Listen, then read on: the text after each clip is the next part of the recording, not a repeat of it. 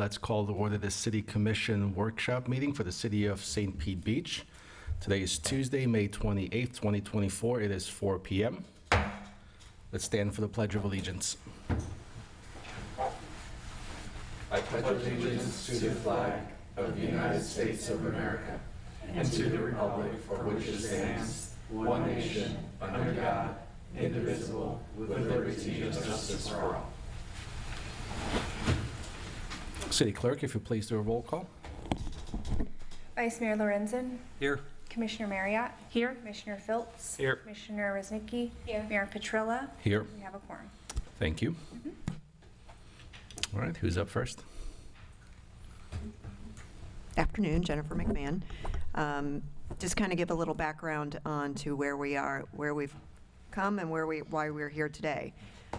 Probably about 3 years ago is when we started this process, when we had discussions about it, and it was put into the budget for FY23. In FY23, we put it out to bid.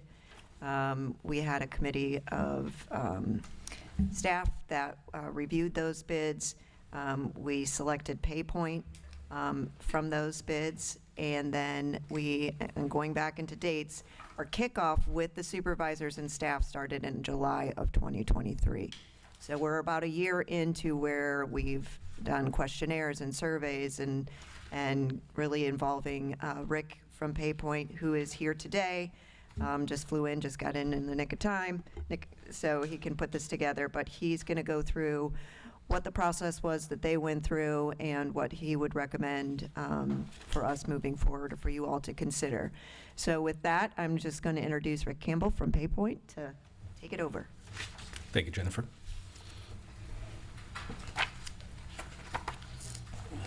Good afternoon, everybody, and thank you for inviting me down. And hopefully I can manage the PowerPoint here well enough. It's my intention for this to be... If you don't mind just stating your name for the record. For the record, my name is Dr. Rick Campbell. I'm with PayPoint HR. Thank you, sir. Is for this to be informative. Pretty much everything that I'm going to be talking to you, the same was communicated to the employees at the beginning of the process, as was mentioned, and also the supervisors, so that at the end of the day, you know, all parties have the same set of facts to make intelligent decisions on it. There's no part of this process that's been hidden or biased in any fashion, because this is just fact-driven, and that's part of the value of having an independent third party to run this kind of process.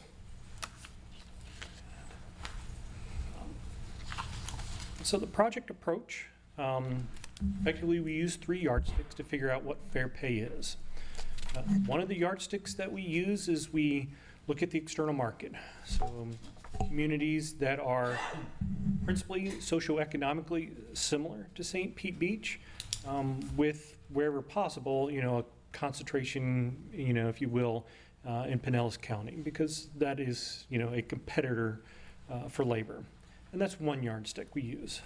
A second yardstick that we use is org structure, to make sure that you have the levels 1, 2s, and 3s of, and there are several here at the city, in the right order, because some places it goes the opposite direction, 3, 2, 1, and typically, the higher up, there's additional skills involved, and so you want to preserve that kind of org structure. And then the third yardstick that we use is we look at knowledge, skills, and abilities, and creating a hierarchy based on that, so that you can compare, finance to parks and rec to, and the like, across the organization. Now, the reason why we go through the process of having 3 yardsticks versus just relying on the external market is based on personal experience. So we had a client, PayPoint did, one of our earliest clients, that had over 100 parks in their city, which for this, it was college town, so that helps explains the why, but it was a crazy high number. When we did an external market survey, parks and rec typically fell about here, for example, but where they fit in the org structure was up here. And the knowledge, skills, and ability that they were requiring of the employees was also up here. So fair pay wasn't necessarily what everybody else was doing. It what was appropriate for the organization.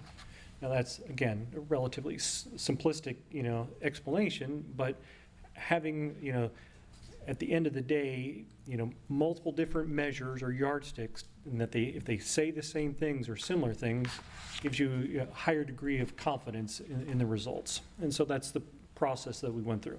And again, this was communicated to employees as well. This is exactly what I just went through, so I will skip through that.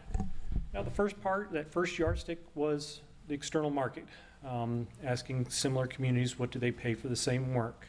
Again, we started with communities in Pinellas County, and then, just based on the number of possible candidates, if you will, we then, expanded it to be statewide. So you can look at that list. One thing that I'm strongly recommend for this body to consider is the list of communities that chose to respond to the survey, and then where you feel it is appropriate relative to that group, where you'd want to place, the city. So, for example, if you were at the, and part of, while I could talk, math all day long, as strange as that may sound, I try to make it so that it's relatable. So when I say the 20th percentile, for example, if you have 10 organizations, 2 will pay less than that amount, and 8 pay more. That's what the 20th percentile means. 70th percentile, if you have 10 organizations, 3 will pay more than the dollar amount, and 7 less. All right, that's as high as level of math as that I'm intending to present, not trying to, and pardon my French, dumb it down or anything, but it really should be that simple so that everybody can, understand it. Because when you go out and, looking for jobs, you'll be asking the question, or how much did this person pay or this organization pay? And then you just go down a scale. So it should be presented, at least at the final analysis, something that understandable for everyone.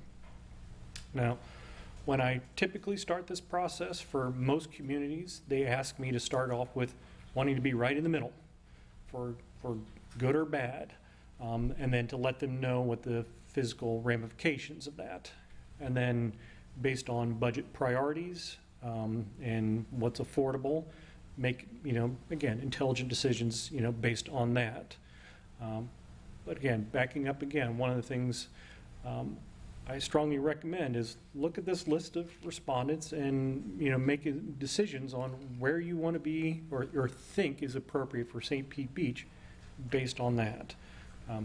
I'm happy, I've gone through the list myself and I have my opinion, but maybe I'll save that for at the end, so I'm not, trying to color the rest of the presentation any.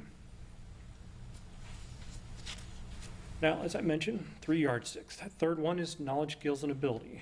And this is where I was fortunate enough to come to the city and present to the different employee groups, and ask them, quite frankly, to tell me about their jobs.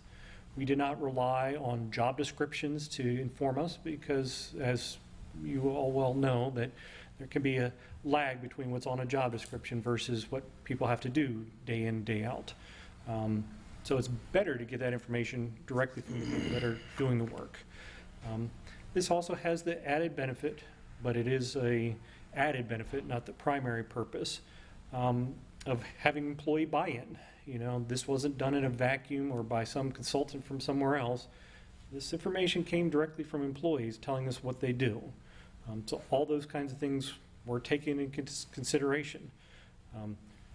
We mentioned to them at the time, this wasn't, a blank check. There was a checks and balance as part of this process.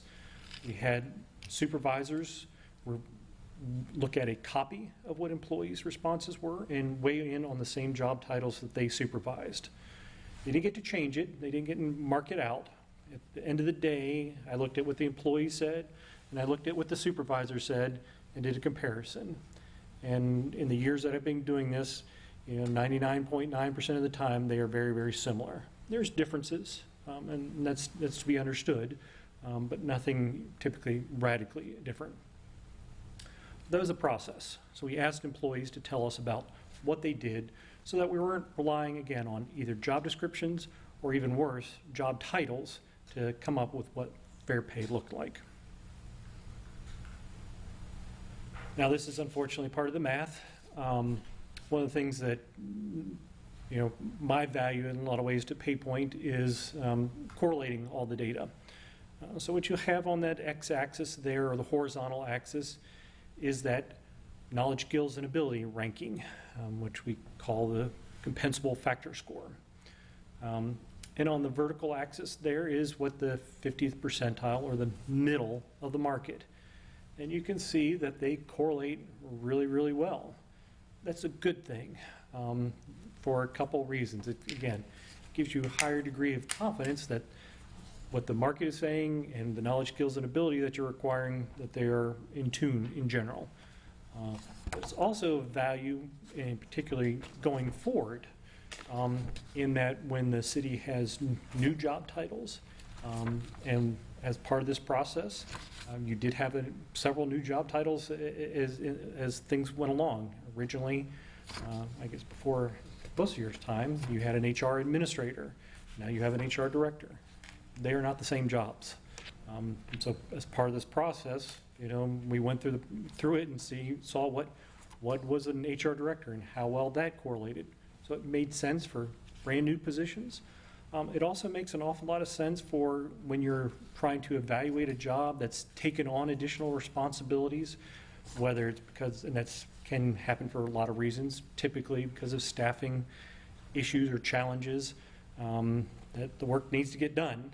And when somebody takes on that role on a permanent or basis, how do you pay them fairly for that additional responsibilities?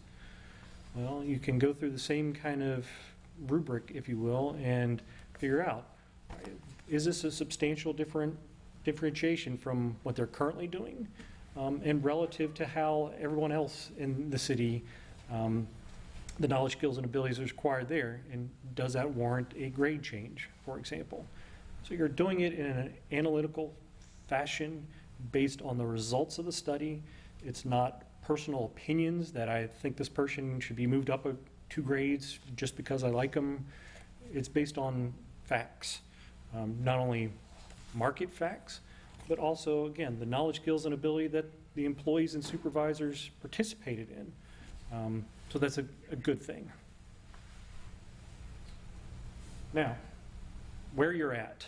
One of the caveats I'm going to just start off with is kind of trying to explain that table there.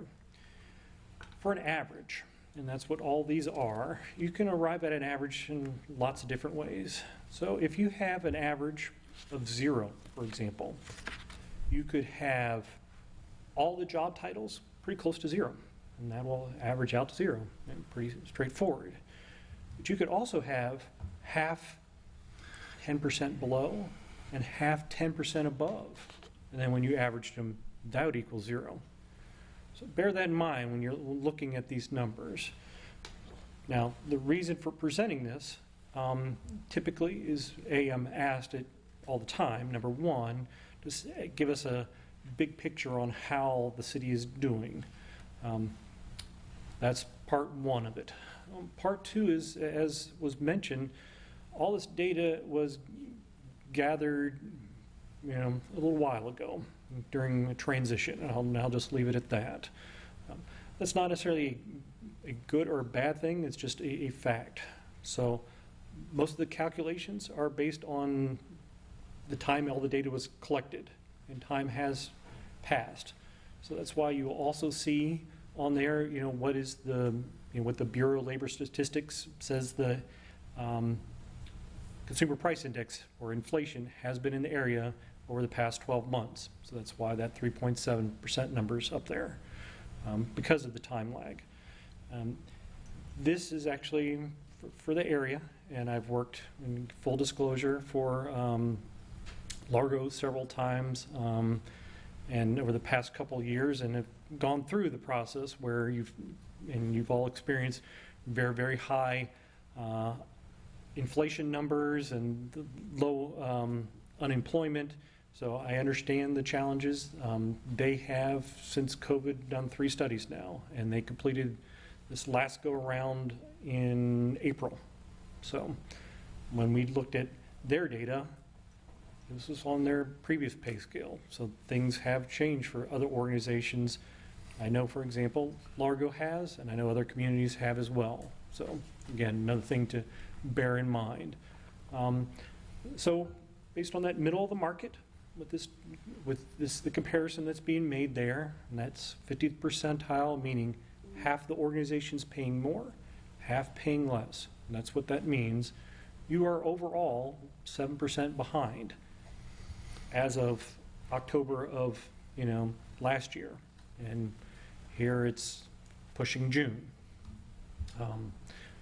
So how to take that into account will be one thing that I talk about here momentarily. That's where you are overall. So there's one group that you see is above market, and again, these are averages.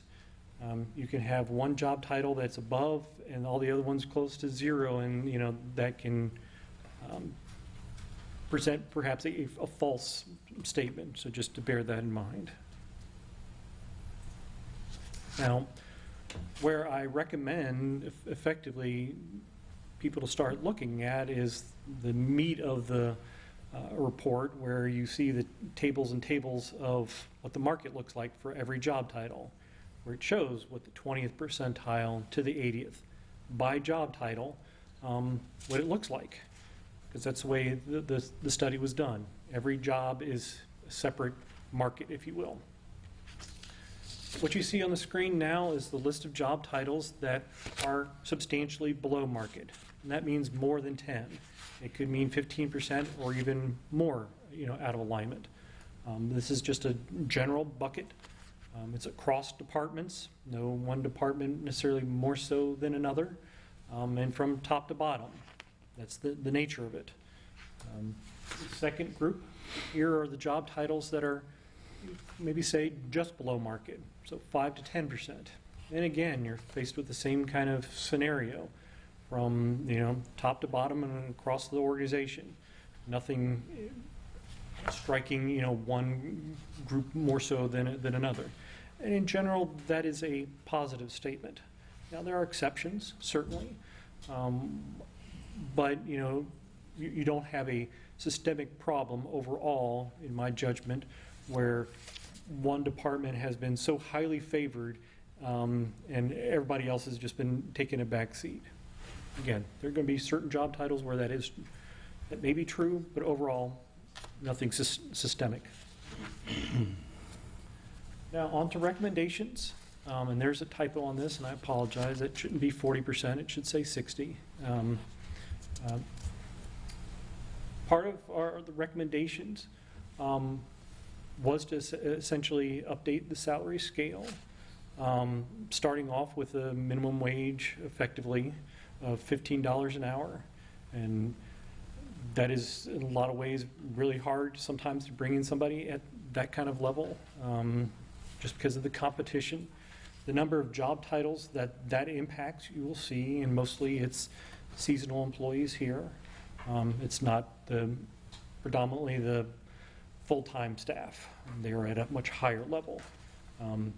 But it's anchoring it on something, is the point on where you're having to compete for labor. Part of the also recommendations was to make the spread from min to maximum consistent, across the board, and to be close to what other organizations in the area, so you can have a much easier comparison of our market comparison. That's what it overall looks like. Now, this is intended to be top level, because I know it's, in a lot of ways the first time some of these things you've heard. What you will also, I believe, have received is the report that has just pages and pages of numbers, and that's intended to be that way. And then also spreadsheets that look at things on a more granular level. You will notice on the spreadsheets there's no names, though it doesn't It's not too hard. You can probably figure out some of them. My process and the way I work is I don't know everyone. That's a good thing. These are about the job titles, and responsibilities of the jobs. And so everything is treated in a lot of ways in a vacuum. I've made plenty of recommendations where, whether it's, I'll pick a county, his administrator is well above market, and that's not the boss paying the paycheck. Those are just facts. One of the things that I did communicate to employees at the beginning is for what they should expect in terms of results. And it bears worth repeating here, that there are a group of job titles that are paid below market, and they were identified. There's another group that are paid right in alignment, and that's not a bad statement. It means you've been paid fairly all along. And then there's a third group of job titles that are paid better here at the city than other places. And I told them then, and I'm saying it again, that's a value proposition. That does not mean overpaid. Certain job titles, whether because of the market and trying what was required to attract the position, it was necessary. It also goes back to my Parks and Rec example before. If the organization values it really highly, what other organizations are doing, so be it. That also should be taken into consideration. But in the spreadsheets that you were given effectively several of the snapshots that were produced based on the 40 pages of tables in the main Word document. So we looked at the 50th, 55th, 60th, 65th, and 70th and just extracted them out. And there are cost implications, certainly, for choosing it, whichever market level, essentially, that you want to be at. The values that you see is will be based on salary only. It doesn't include overtime or benefits or anything like that. It's just comparison. One of the things that we did separately is a benefit study that is being in the review process now. But in summary, in terms of how much benefits cost the city relative to total compensation, not radically different than other communities in the area. So that's a good statement. That is a typical statement. So having it separated between salary and benefits makes sense in this case. So it's easy to concentrate just on the salary portion. Now, backing up on what I had started off with, this is, for your consideration on what makes sense to you. When I independently go down that list of cities, I can very easily, based on socioeconomic factors, housing price and household income and unemployment rate and population, I can see, looking at the list of people who responded, I can say that St. Pete Beach is in the top third, top quarter. But, that's just, doesn't take into consideration all the things that you do have to. One thing, particularly the folks behind me and, who listen to or hear this later, need to take into consideration is that, we're all taxpayers here. And there are certain priorities, and what is financially possible, lots has to go into that final analysis. But the positive, in terms of this whole project is, again, employees were part of it. They had their voice heard, so that we knew exactly what people are doing on a day in, day out basis. And that was taken into consideration. The market data is there and does represent a snapshot in time. But one thing to also take into consideration that there has been a time lapse. So you may want to consider, a additional kind of cost of living kind of adjustment.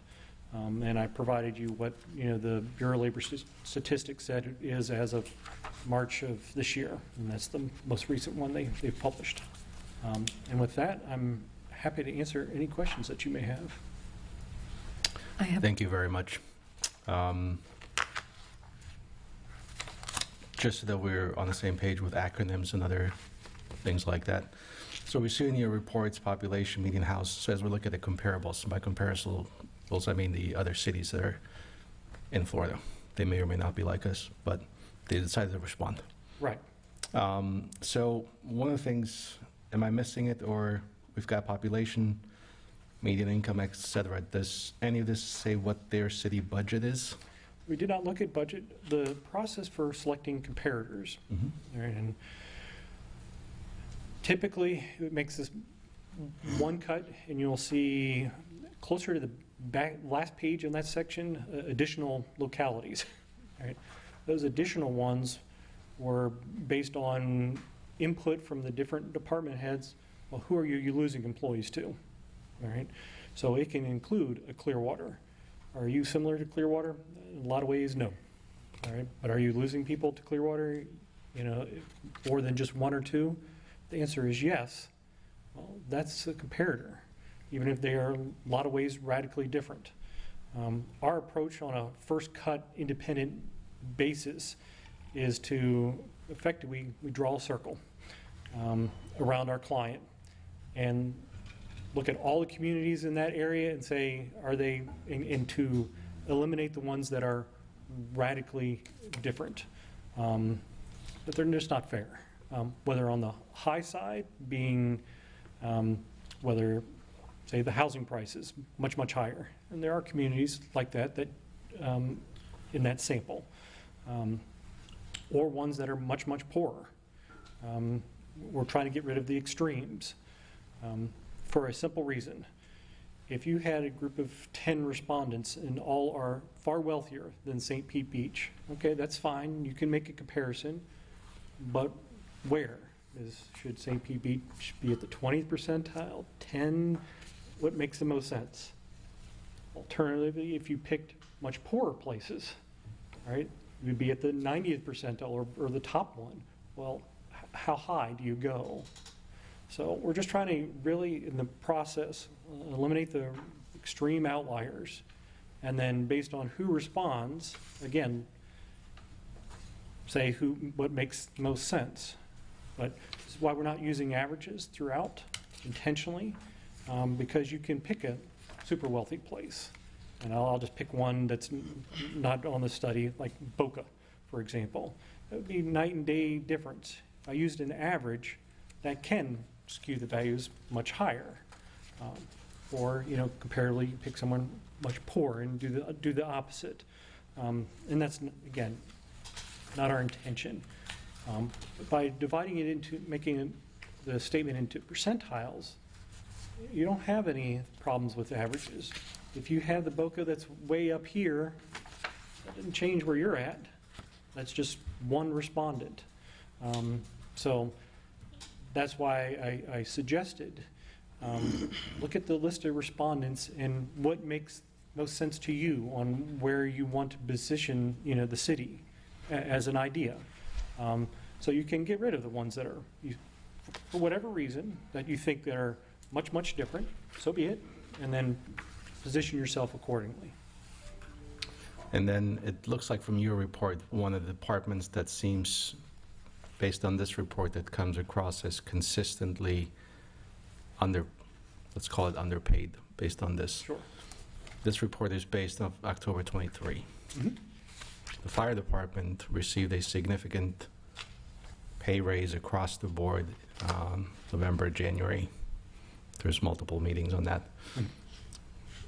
Does this take into account that The pay increase, or does it not? So what we did was the comparison was the same set of data, you know, where St. Pete Beach was versus in all the other communities. It's a snapshot in time. What salaries were adjusted? You hired additional people, and some people, you know, left. Yes, that was taken into consideration. So in terms of dollar calculations of things, one of the columns you'll see on the spreadsheet will say the 2023 salary, and then 2 columns over it'll be 2024. On which page is that? It is on the spreadsheet, and it'll say, it says 23 rate, and then right next to it says 24 rate. And do you have a page on that, or? It's. We've got on- 74 pages, and so. Yeah, it's on the top row of all of them. Yeah, but I think it there's shows 5 or on 6. page 76. Yeah, there's a lot of pages. Yeah. Should be on the first one at the very least. Yeah, 76, I think. So But the point is that that pay adjustment for fire and all employees is taken into consideration in terms of if you've already moved them up 2/3 of the way that they need to go, then the delta would be the remaining third. You'll have to simplify it for me. Okay, So so is it, if the fire department, if there's an individual, okay, this is going down to the individual level, sure. got a $10, pay increase, and as a result of the study, our recommendations is they were $12.50 out. The net calculation was like, they need to move $2.50, not another $12.50. My question is, your report has October as a date. Correct. The contract change was effective several months after that, Correct. which you would not have had that data, obviously, in October. Correct. So are these numbers based on the data in October or based on October. what the actual salaries look like today, 6 months later? How far out the fire department was, or any other department, job title, was based on October data. Okay, All right. I know, for example, that Largo made changes to their salaries, and they are comparator in April. That's had nothing to do with this. It's all, October is the baseline. There has been changes with lots of communities in that time frame. That is kind of what most of this report looks like in here. I understand. So, we have to make decisions based on this data, right? Based on this data, it says that the fire department on average is underpaid by, let's say, 7%. They got 11% increase in January, or whenever it was. So that would say that, So now we would say we're actually above the average, and based on the decisions that were made at that contract at that time, that actually, based on the data we have from a different report, just this data just for the fire department, right? Again, I'm not saying they're underpaid, overpaid, whichever. We're simply trying to understand what the data says so that we know what decisions need to be made. And if this data is, we've had, and the reason I'm, singling out the fire department in particular is because of a large chunk of your report deals with that department. yes. What you're saying is correct, right? It was a snapshot in time in October, and adjustments have been made. If the adjustment had been made on their 2024 salary, that was taken into consideration in terms of the physical impact of adjustments. So if, as a result, independently, if this would have been, I'd been here in October or November, and the recommendation was for a individual firefighter to move $12.50 at the time.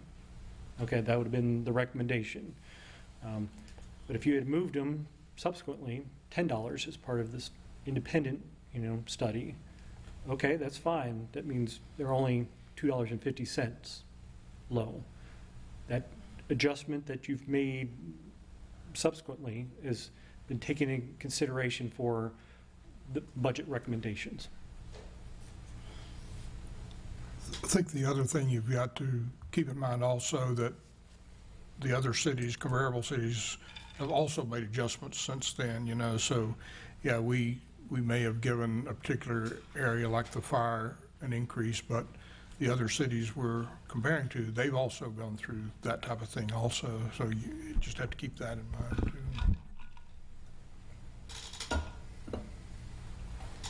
Thank you. Questions, comments? I have questions. When you did that survey, you showed a slide of, I guess, the questions, and it was one page. Is it more than just one page, or are there 11 other? pages. 11 pages of questions. And those questions, does it ask the different cities who participated, the experience and degree of the person and the salary they were making? Right, so the external market survey that we sent out, was just a spreadsheet. It includes the job title and then a summary of the responsibilities of the position. Typically, it does include minimum requirements, not only in education, but years of experience. That's typically how it's done. And then what the employees and supervisors here provided, that's the 11-page PDF kind of document. Questions that we asked there is minimum education required for the position. And then also 2 different ways of looking at experience, not only total number, but also the number that you needed in the preceding job title. The specific example is a police lieutenant, and it says you may need to be as a certified sworn officer for 8 years in order to apply for the job, and then 3 years essentially as a sergeant. And then if you do that with all the different job titles in a police department, you can kind of figure out an org structure in part. Lots of job titles work that way. It helps us to understand in part, particularly because you do have a lot of 1s and 2s and 3s here at the city, to have a better understanding of that kind of ranking. Because we do have some 1, 2s, and 3s, but we also have some that don't have 1, 2s, and 3s. Correct. Like you could have a finance director who'd be beginning straight out of college, right, versus someone who has 15 years experience and has a PhD, or an engineer. City engineer jobs could be different in one city, in the city of St. Petersburg versus the city of ours, St. Pete Beach or Dunedin or Clearwater, because they might be managing 123 projects versus maybe 2, but then they're managing at a certain level of money, on capital improvement projects or whatever it may be. So how are we able to compare what could be apples and oranges? I would like to know how that was done here and how we truly are comparing positions when some of our positions might not be managing the same responsibilities as some other location, because maybe a lot of our work is done, we do a lot of contractual work, right? A lot of our work is not done here, so it's supervised, and a lot of the physical work, if you want to call it physical, or it could be intellectual, but is done contractually. So how can we compare? Right, and that's part of the reason for having multiple yardsticks, because there are exactly what you're saying. At the larger municipalities, you may have, a director that, has a small army, exactly to your point, versus the same position here, that they may be the one person, is doing it all. And in that case, one of the things that we're, in part, we're relying on when you're putting out this external survey, is that you're trying to do comparable organizations. So while Largo was a respondent, they are much larger. And I can speak to them all day long because I've done their study for them. Well, they may be at the much higher end of the market at the end of the day because the responsibilities are much higher. So be it. You could also, on that list, there's much smaller places or that have even fewer responsibilities than at St. Pete Beach. They may be on the lower end. That's why you're trying to pick, in part, in places that are roughly similar, knowing full well there's some on the higher end and on the lower end is maybe the best way of putting it. But that's only one measure. You have 2 other measures, and what makes the most sense for, St. Pete Beach. So, if we go back to kind of the finance director position that you were mentioning it, the responsibilities are going to be different here than at a larger organization. Does that mean that position would be, all right, we'll pick Miami-Dade, since they're not even remotely on this, that most likely position will be paid more than the city manager here. Well, does that make sense for St. Pete Beach? No, it does not. It's got to fit in the organization. So that's the organization chart kind of criteria or yardstick. And then what your knowledge, skills, and abilities is being required for the position. So a city engineer for some smaller communities, for example, that where much of the work is contracted out, and I'm an engineer by training. One place may require a PE license and one may not. All right, those are different. That will come out in the knowledge, skills, and abilities being required, that they would fall lower accordingly. So having those multiple ways of measuring things, the intention is, all right, does this make sense for St. Pete Beach? Because it's not trying to take particular job titles in a complete vacuum, because that does not work. It's got to work for the organization as a whole.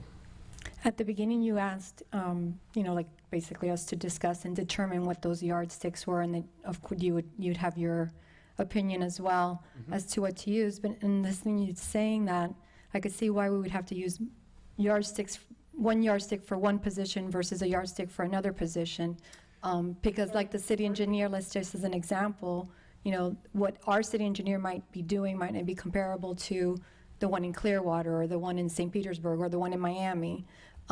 So in that case, should our yardsticks be specific to the job and the city that's comparable to us, or to the position? Like why would we compare our finance director to Miami, like you said? Right. All that's already been done. So all the pieces of data have been correlated together. That matches St. Pete Beach. Right, so Okay. that comes about at the end in terms of the grade structure.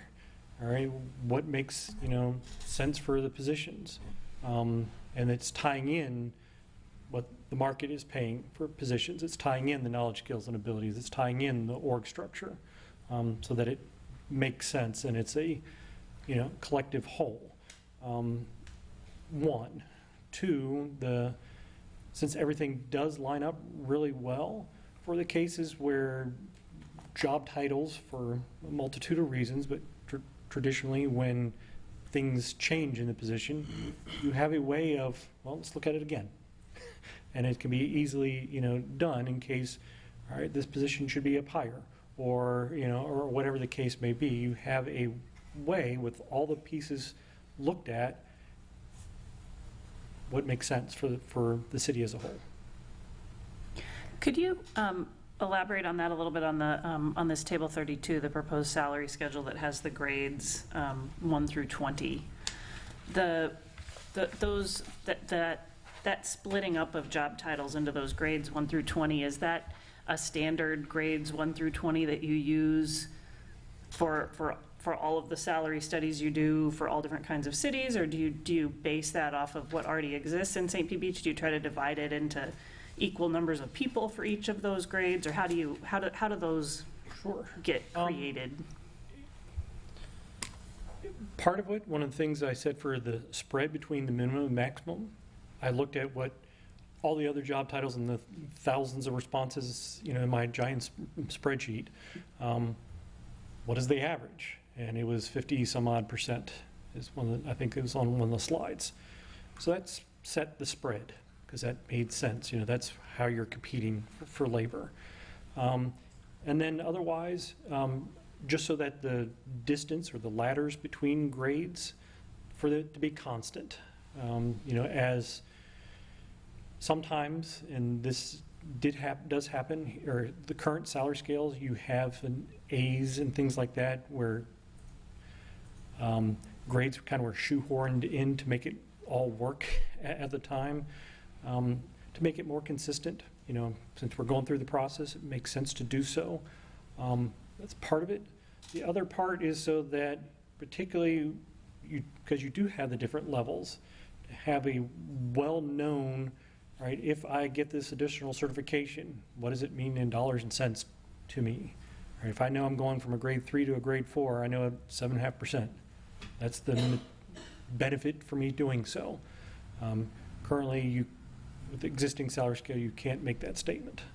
And in terms of anchoring the whole process, you can select a lot of different values for that. 15, you could say, is arbitrary, and you can say it's the Walmart gas station number.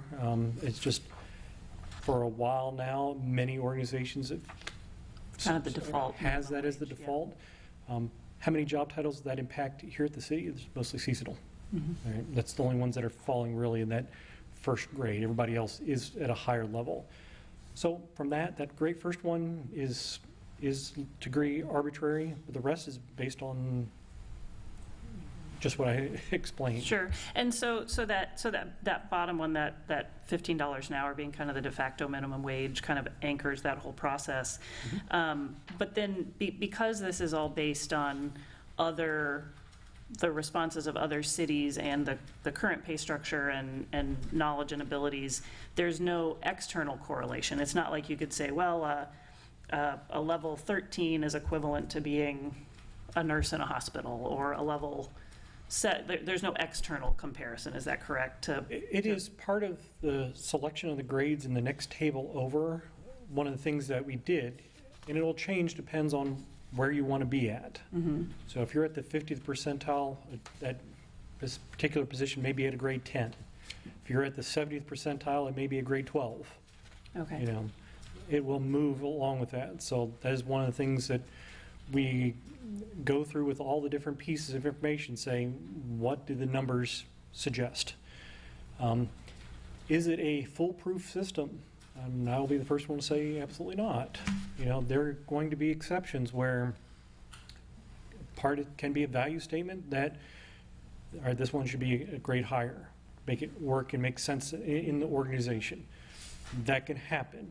It can go both directions, and I'll make the easiest one as part of this process. When the project first started, you had an HR administrator, which is a lower position. Now you have an HR director, which is a much higher position. Okay, that you have to figure in not only as part of the process. But. Okay. Excuse me, Rick, correct me if I'm wrong, but I think that actually ties in with Commissioner Reznicki's question about, you know, the skills that somebody needs and where they fall in, because I think that, you know, just pick a number, a position number 21, who goes in that position has a lot to do with the skills, whereas in another city, it might be at a 26 or a 19, and that's why we go through that process to see exactly what they're doing. And that's why I think that's one of the, at least in my experience with them, one of the biggest problems is you don't want to compare let's just say a maintenance worker 2 over there to a maintenance worker 2 here, because they may be completely different jobs. Right. So it might end up being a 21, or it might be a 25, but that's why all that comes together. Sure. Is that correct? That is absolutely correct. And it's also, in addition, you know, what makes the most sense for St. Pete Beach, you know, because it may be, all right, 18 or 27 fits in your organization. Right. And it's independent of what anybody else is doing. That's just, that comes more of the value proposition. Thank you. And all that's taken to the best of everyone's ability on the project teams, you know, to come up with this. Right.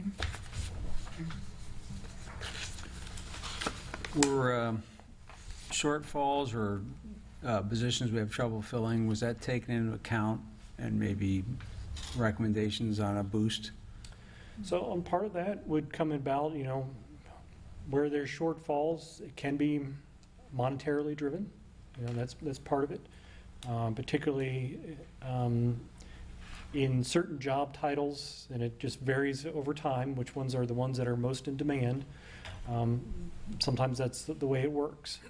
I'm old enough where IT folks used to be the guys with the 5 1/4 floppy disk and coming by your desk and plugging in, and they were valued at a certain level. And then, you know, now you don't necessarily always see them, and they're networked something or another, and they're at a much higher level. So it can fluctuate, and I'm speaking over the course of decades.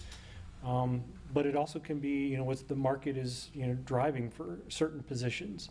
Many communities have a challenge and have had challenges for a couple of years now for anybody with a CDL license, for example, particularly when there's a housing boom and, you know, and low unemployment, I'm going to go work with a private contractor. Unless they have a family and want the benefits, then they might say, you know, public sector makes a lot of sense. It varies. During COVID, I did studies where you basically couldn't pay somebody to work in a nursing home. Being exposed to that for the pay that was appropriate just previously. Pay just dramatically changed. It's ebbs and flows. You have to be careful, or employers have to be careful that sometimes just throwing more money at it doesn't solve the problem. Because if you do it, I can bet you, everybody else in the area will know it, and, and you're just chasing your tail. It's a balancing act, and for some hard-to-fill positions, it's a challenge. But one thing to not do is to always necessarily hire somebody and mess up kind of the internal equity relative to all your other employees. Because when you do that, now you can cause morale problems. So part of the process was for, a substantial number of the job titles, we were asking other communities, what are they paying, the ranges. So for the most part, it should capture that. But when you hire new folks, well, now you have a more market range in which to do that. It's not an easy answer, I know. I think the question, if I can read your mind here, Go ahead. is we have a particular challenge hiring in permitting. That whole area. Yep.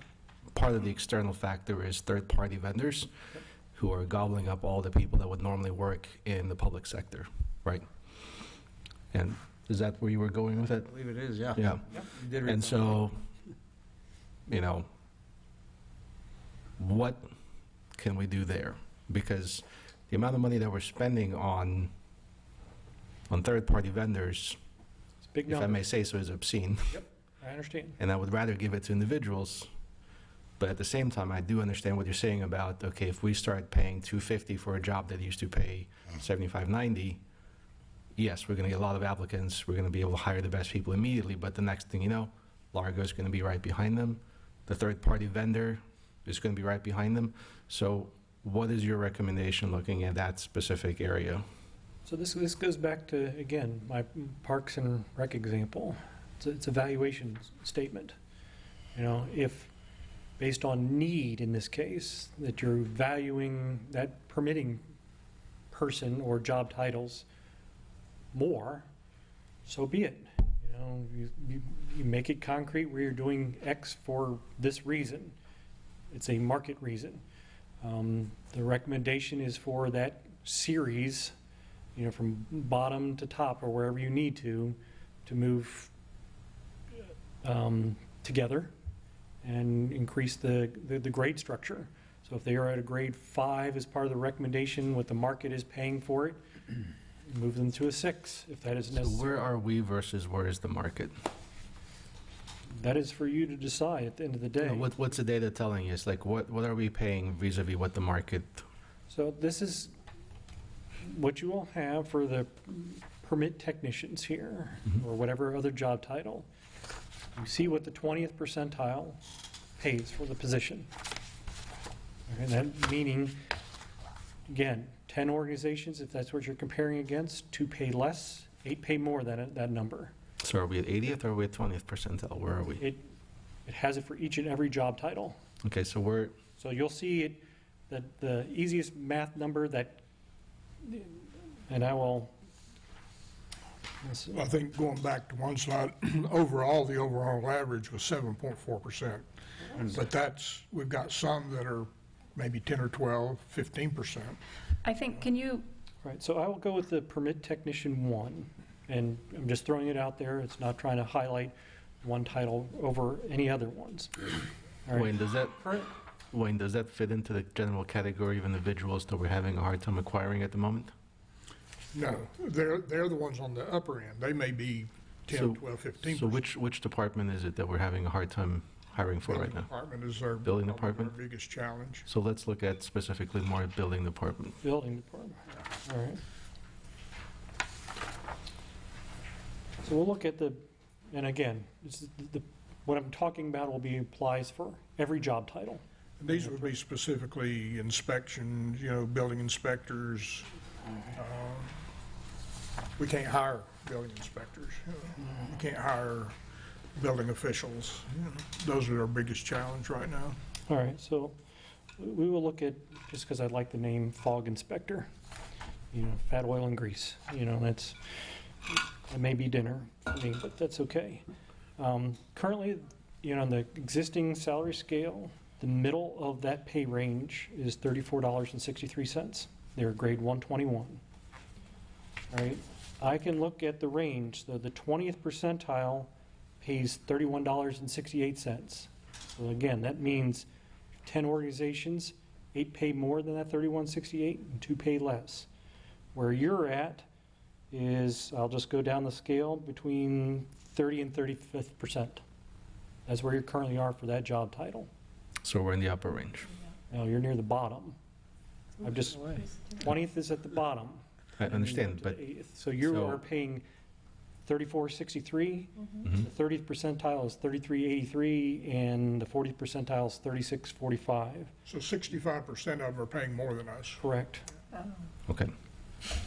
Right, and you see for each job title what the, all those dollar amounts are and where they are for each job title. But where you want to be at in terms of the market, do you want to be at the 50th? And Or do you want to be at the 60th or the 70th? Rick, I It think, says the dollar ranges with Rick, I respect. think that probably this brings us into the discussion on how to implement it. We talked earlier about overall, we're like 7.4%. But if you just did an overall 7.4%, that really doesn't get a lot of positions where they ought to be. So I think if I'm, and You're don't let correct. me misspeak here, but I think your recommendation would be to adjust each individual position according to the market. So some positions may have a very minor adjustment, while other positions, such as the ones we need, may have a 10 or 12%. And that the way we would implement it would be not just an overall increase, but it would be a by position based on the data that we have in the market. Is that correct? That is correct. So the fog inspector in particular, if the comparison, and I'm just looking at the table, you wanted to be at the middle, I would say you're 10.7% below market. So it's more than the 7. So that would be, if that was your strategic objective to be in the middle, that's how much it would cost to get them there in the middle. Dollars and cents wise, in this case, it is cheaper to move all the individual job titles as they need to versus across the board. We did the math, the project team, and it comes out a little bit less expensive to do it that way. But independent of from my perspective, the cost, it's certain job titles are really out of alignment, and whether you move them to where they need to be. I mean, that's just the way, I think. But yes. Maybe I'm the only one, maybe I'm missing something here. I'm kind of a bottom line guy. So your recommendation is to move all 20 grades up 7.5? Is that what I'm reading here? No, that's just the distance between the different grades is 7.5%. So what's the actual recommendation you're making? So the recommendation is, in terms of job titles, if you want to be at the middle, that 50th percentile of the market, what you will have in the pull-up report is the grades for all the different job titles, and the percentage changes come about on the spreadsheets. All right, so you have it by individual. We got to go to that, okay. So it's by individual, at the end of the day, because it's what you have to Individual do. position Right. would So- be, one position might get the 7, one might get a 2, one might get a 12, depending on where that position, so it wouldn't be just the same percentage across the board. All right, so we have to go to the colored spreadsheet to kind of get to the bottom line of what, If you want to see what each position would, how each position would change, you need to go to that spreadsheet, yes, sir. You could do that in the spreadsheet, because that is one mechanism for doing so. But you can also see this simpler summary. I guess it's on table 19 through 23 or thereabouts. It's summarizing them all for you. This is the group that are most out of alignment, the group that are a little bit out of alignment, and the third group is the ones that are right where they should be, and then, so on. So that's a summary table. But the hardcore numbers are, for better or worse, is the 40 pages by each individual job titles, because they're all individual markets. So if we were to move everybody to roughly that 50%, all of these adjustments at the bottom of that, because I don't see any totals anywhere. Correct. What is the increase in total salaries paid? What is the impact on the city's budget? Based on my estimate, and I will caveat it's an estimate because I'm sure since the last time I did the estimate, there's people have come and gone and everything else. About 250,000, about. If you were to make independently, if you were that's moving by job titles. Mm-hmm. All right, that does not take into account any kind of overall cost of living adjustment, because again, this was done with October data, and that CPI number, I'll have to go back and find the sheet, tells you the number. 3.7? We'll go with the man, he knows it. So that would be something also to consider, so it'd be more than that 250 approximate number. If you were to make a uniform, everybody moving the same amount, we calculated it to be around the $300,000 amount. So it ended up being cheaper. Doesn't always happen that way. In this case, it did. I think one of the main questions is, where do you want to be? Do you want to be at the 50th percentile, or do you want to be at 55, or do you 60? That's, of course, that has implications on the cost when you move 5 or 10%. I think that's a question that the commission needs to decide. Where do you want to be in the marketplace? I know that a couple of recent ones, Largo recently did theirs. They went to the 50 percentiles where Largo went to. On the other hand, if I may add, but their market is different. It is. So It is. that is an apples and oranges comparison for that. Sure. They compared it, and I did it, so I know it full 100%. Different group. Mm-hmm. For you, it's the list of respondents and where you want to be relative to that. That's the easiest way of doing it. And I believe Clearwater did one a few months ago, and I think they went to 65 or 75. They went somewhere.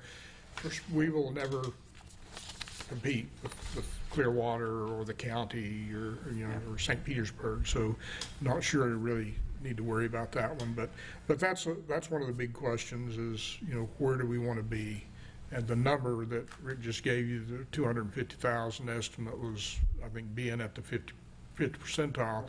But I would strongly agree with the other statement that Rick said, that since all this data is basically a year old from when you started, and everybody else is, there should be a cost of living increase also connected that would really keep us in that 50 or maybe 55, if you do that. So at a minimum, I think that's where we should be. And I just want to make sure I'm understanding this correctly, that like when we were talking about having a hard time finding building officials or specific departments, that we would first decide, okay, we want to be at the 50 or the 55% level across the board. And then if we wanted, if we felt like a specific department needed to be more incentivized to find employees, we would just move that department or those positions to a different grade. We could do that, absolutely. Okay. The other thing that we have the ability to do in a position is we don't have to start somebody at the starting salary. Right. That's why we have the range in there, and that's why you look at what somebody's how much they've done in the past, or what kind of credentials they bring with them, their experience. So our PRR now allows us to bring somebody in somewhere in that range based on their abilities. So that way we're a little bit more competitive also. one thing I would recommend that you not do is to say, for Department X, you want to be at 60, and Department Y, well, we don't care this much, and let's make them at 10, or something like that. Yeah. Because That's bad. that just sows morale issues. Yeah, yeah. And honestly, it's better to take the whole study and throw it away, because that's the worst outcome in doing one of these studies. Treat everybody the same. If you have to make grade changes for multitude of reasons, do so. But to be, transparent and to the best of your ability, treat everybody the same and fairly. And then how much does the housing price, or the mean housing price, in the very beginning, you have some, population and various economic statistics. How much does that fall into the equation of comparative to other places? The only purpose of that first analysis on who is a fair comparator, that's the only place it's ever used. Okay. And it's, again, intended only to weed out the extremes. But all that was vetted by the project team, at the beginning. Mhm. And that's why, if I can probably find the page number for you relatively quickly. There at the beginning of the study, department heads were asked, and so that's where St. Petersburg was included as a listed comparator. I would not normally do so, because independently, they're just crazy bigger. They're not the same. But if you lost a lot of employees to it, or a normal competitor for labor, you can make the argument that it makes sense. So there is a list, including the county and Largo. Clearwater's also was Okay. pulled for that purpose. Again, so be it. And you had a rationale for it, and completely clearly communicated to you and to employees. So it's everybody's, again, it's a transparent process. Now, you may say we are not like Clearwater, and okay, they may be at the very top end of the pay scale. Okay, we're not using averages, so it doesn't skew the results in any kind of negative fashion. They were considered. Now, having said that, there are many job titles I'm going to bet money on that St. Pete Beach pays better than Clearwater. Maybe not at the executive level, but there's plenty of other job titles where that's going to be a reasonable competitor for labor. And you have to go department by department, and individual job titles, and and that's why the process is what it is. Okay. What's the lowest hourly rate we offer, or we pay anybody right now, full-time, not seasonal? I'm trying to decipher it on the spreadsheet here. Current lowest rates. That is the minimum current, okay. The reason I asked that, I heard you say we can't compare to Pinellas County, because I know they just went to $18, and they're already up to like $18.90, but, Thank you.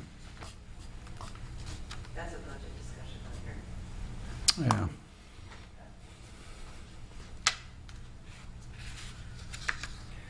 Of course, the bottom line, one of the bottom line things here is what can the city afford to do? And I think that's why you need to, not only where you want to be in the market, but, what can the city afford? Is there any restriction from us, like if proposals come in front of us and we all kind of go, I'd rather put that money toward personnel? Could we cross money lines that way? I don't exactly follow you. For example, let's say in a week, you came to us with a proposal to do X amount of money for a project this fiscal year, and we all kind of went, I don't really see that as a need right now, but I think we can increase pay levels to certain. But that'll be one of our first discussions with our next budget workshop, real budget workshop is, if we get some direction tonight on, of course, y'all can't vote this workshop, but if we get some direction on what we're thinking, then we'll have numbers, so when we get into our budget workshop, we can show you what our bottom line is on those funds. And if we see, well, that puts us in a deficit, then we can go back and look and say, well, we don't have to do this year, If you want to put the money into personnel, then you don't have to do this project. Let me better frame my question. In the federal government, there's certain monies that cannot cross lines, you just can't do it. You know, it's congressionally mandated, blah, blah, blah. So we can do that internally if we need to. We try During the budget process. Well, best budget practices, we should stay in funds. Our general fund should not subsidize our utility or enterprise funds. We should not do that. You know, each fund needs to stand on its own. So we should not be moving money from the general fund to cover personnel costs over in sewer, for example. Each fund needs to stand on its own. Okay, and that'd be part of the budget process? Yes, sir. Okay, thank you. Wayne, have you had discussions with all your directors at this point to discuss individual departments and what true staffing is needed, like for building permit inspector, for example? You know, are we losing people because we're not able to have as many because we need more? Or even like in planners, and I mentioned engineers, you know, and when you compare different cities, you know, some manage like just capital improvement projects, some just do stormwater, you know, some, you know, at what point does your departments discuss saying, you know, we need to have more certain staff? That's one of the first discussions when we start our budget process each year is staffing. Because that has obviously a big impact on the overall budget. So what we request each department to do, and I sit down with each department at the beginning of the budget process, okay, what's your staffing? Do you need more people in next year's budget or not? And they'll, you know, if they think they need somebody, they'll give us that justification. They'll show that FTE or whatever they need in that position. And we do the same thing with every line item in the budget. But yeah, we do have that discussion early on. Because it helps, I mean, when I think of retention, you know, like why one person would choose one city over another, well, a lot could do, well, if I go to this city, I'm not as stretched, right? I feel better, less stress, I can get paid more, and maybe I get paid less, but the stress level is lower. So, you know, is that kind of like the discussion, you know, like, I mean, I'm an educator, you know, I know in schools, we talk that way. If I go to this school, that's going to require more than if I end up at the other school, you know, like. Well, sure. I mean, that's always a part of someone's discussion, you know, what's the work environment somewhere else? Absolutely. I think probably a bigger decision is, can I make more money? Is the commute less? You know, those things. But certainly that, you know, what am I involved in? That's always a part of it. Right.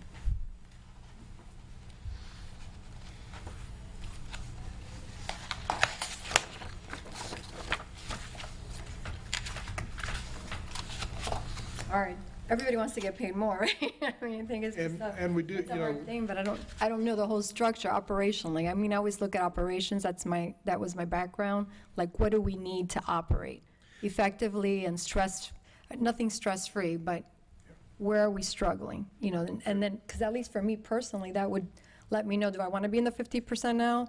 Or should we be at the 40 or the 30 to allow us to hire more in a department? You know, because I don't know what our overall budget is yet. I mean, we haven't gotten into budget workshops. It's hard for me to say what percentile do I want to be in when I don't know the needs of each department. well, I think if we're below the 50 percentile, the biggest problem we're running into is somebody can make more money somewhere else. You know, that's the biggest issue there, you know.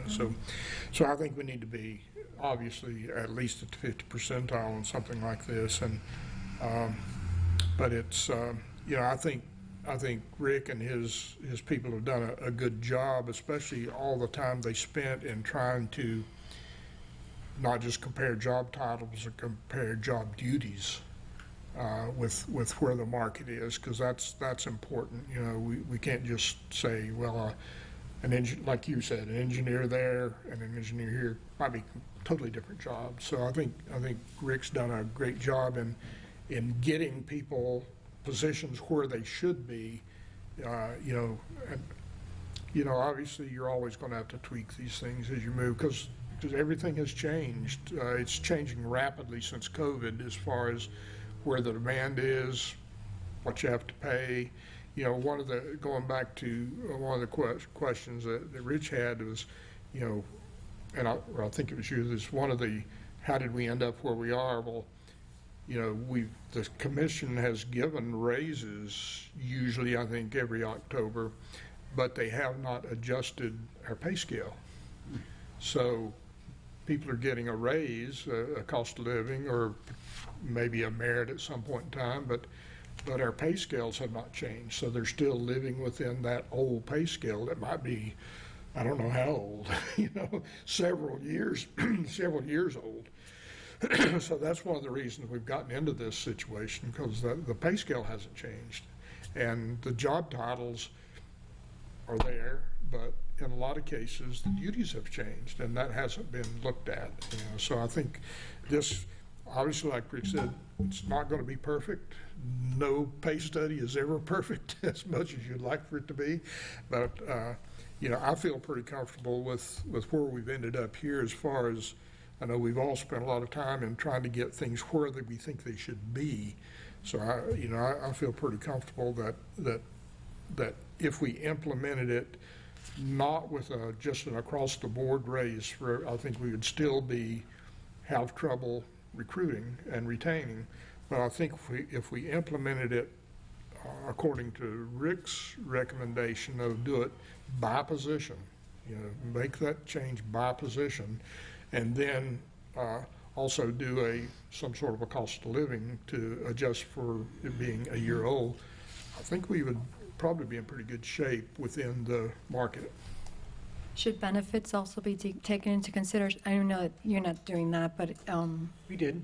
oh, you did, so is that part of this too? Are we comparable as One of the benefits? things is a independent kind of study that Karen, my better two-thirds, relative to her expertise, and she's very similar to Jill in this instance, looked at not only on a more granular level, which I cannot speak to, but for me, it always boils down to the big picture numbers.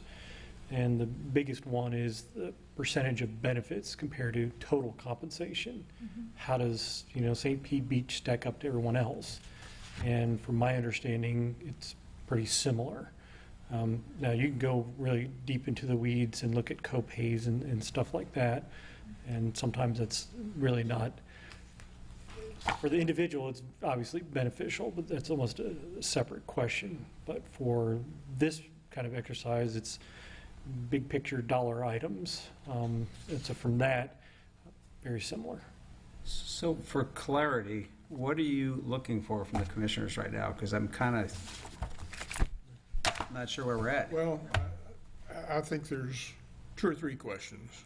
One is where we want to be in the market. Do we want to be at the 50th percentile? Do we want to be at 60? That's one of the questions. The other question is what method we use, and that's what I talked about a minute ago, rather than doing just a straight across the board percentage, to do it by position. You could do it either way.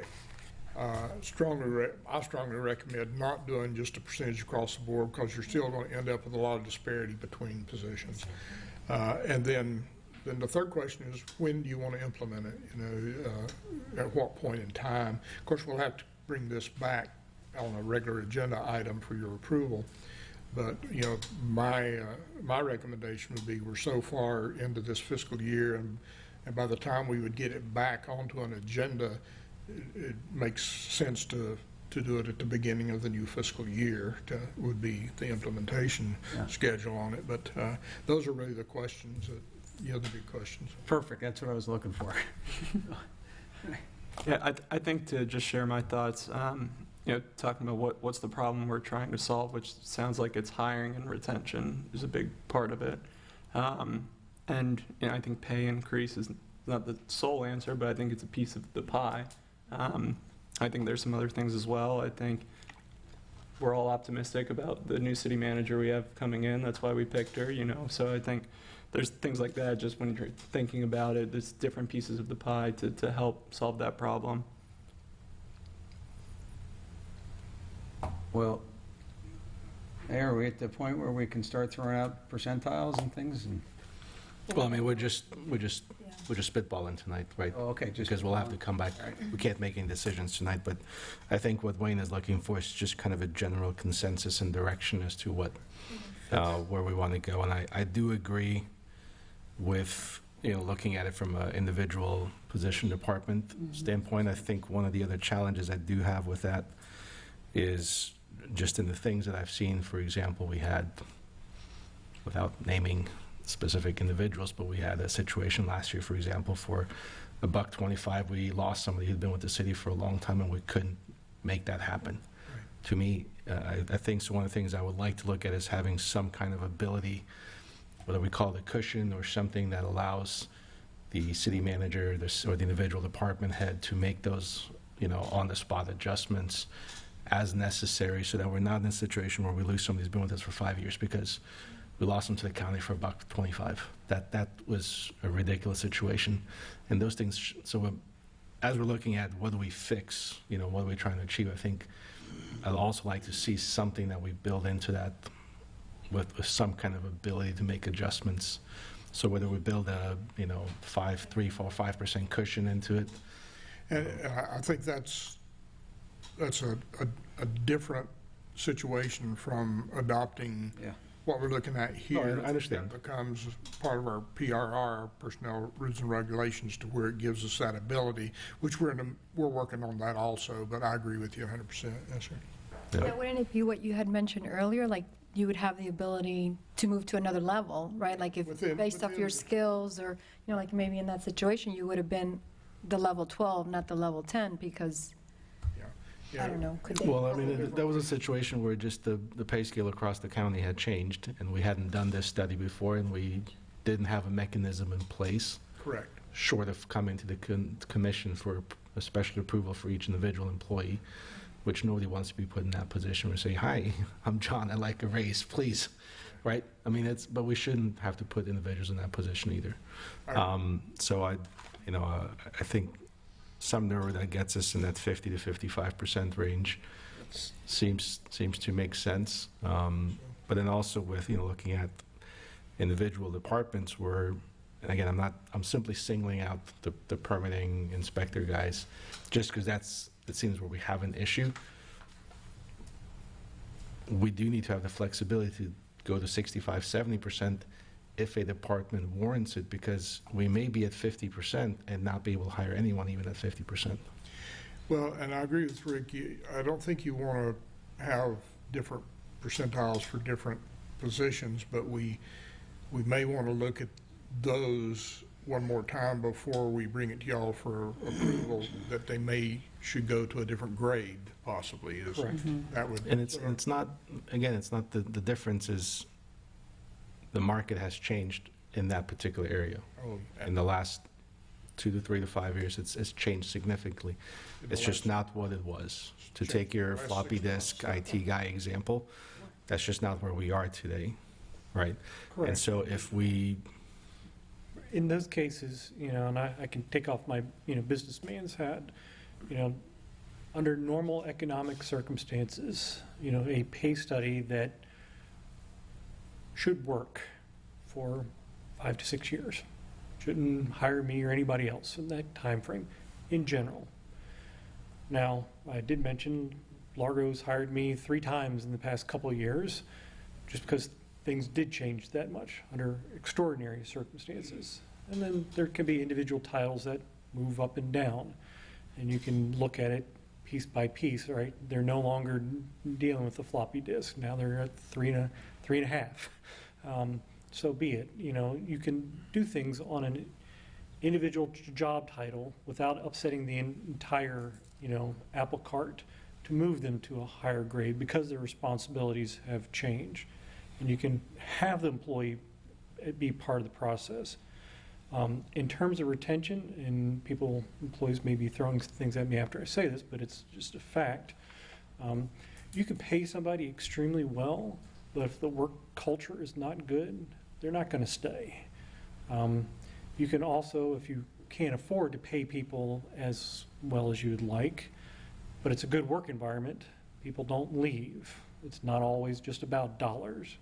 Now, ideally, you pay people fairly, and you have a good work culture. So there are both pieces. I don't know the circumstances relative to the $1.25 guy. It could be No, lots I'm of. just giving an Yeah, I know, example. there could be, lots of different examples. The only thing you can control, really, at least at this part of the process, is trying to be as fairly as what makes the most sense, and then communicate, why you did what you did, and the employees were part of the process. So with the numbers you gave us earlier, just remind me, 50%, not across the board, but based on individual positions, brings us how much additional for the budget? That was independent of any kind of cost of living, approximately $250. Okay. And if we went to, let's say, 55? I don't know it off the top of my head. I can get you the numbers for all the different percentiles that were calculated. Okay, so right now we are at 43? You are at different numbers per each individual job title. As we went through that fog inspector, you were in Yeah. the 30s. Other ones, you're paying better than the market. They may be in the 70s for that job title. The goal is, all right, not necessarily to bring that one that's higher down, because typically when you do so, they'll go see you later. Let time kind of bring them into adjustment. It's the ones that this has been said several times, that you're having difficulty attracting new ones or retaining the existing ones because they know they're 10, 15, 20% below, and I can look down the list and yeah, there are a bunch like that, and to address those. Do you have a rough guesstimate? I can get it to you here after I sit down for a little bit, because I have all my. Yeah, I'm just, is it, I think it'd be important to know if we go from, from where we are to 50, okay, it's 250 more. If we go to 55, is it 25 more? Is it 250 more, right? It's Right, and I think one thing that I can help you all out with that is, at the regular meeting tonight, I'm going to try to schedule a budget workshop, because, and at that workshop, I'll have a pretty good idea of our bottom line on general fund as well as our enterprise funds on where we are. And, at that point, we can build in, if, say, the 50 percentile and even the cost of living, we can build those numbers in, and you can see what the bottom line is on the budget. If we've got a problem, then we can either do like Rich suggested, we could look at cutting other things, or we could look at dropping from 50 to 40, or if we have some money, then you may want to go to the 55 or 60. But, you don't need to make that decision tonight, I don't think. We'll be bringing those estimates to you on our bottom line budgets before this comes to you for adoption. Do you have what you need right now, or as far as If everybody direction? feels like the method of each individual Yes. position, that's a big one. Yep. If everybody feels comfortable with that, then that's good. And implementation-wise, doing it with our fiscal year, October 1, and we can start out at the 50% percentile, then I think that gives us what we need to plug in some numbers. Then when we get to the budget workshop, see how that affects your bottom line, and then we'll be coming back after that for adoption. Perfect. Thank you. So we'll have options as to the 50, the 55, We'll- 60. So. We'll build our budget based on the 50 at this point, and when you see the bottom line, if you want to go, and we'll know how much more it's going to cost you to go to 55 or 60. Perfect. And if you want Here's to do all the that, spreadsheets for the numbers that you asked. I have the approximate number for 50, 237. 55, it is 373. 60th is 519. 65th is 637. 70th percentile is 806. Okay. Could you repeat the 50th again, please? 237 237. And we'll have all this 237, at the budget meeting. 373, 519, 637, and the 70th percentile is 806.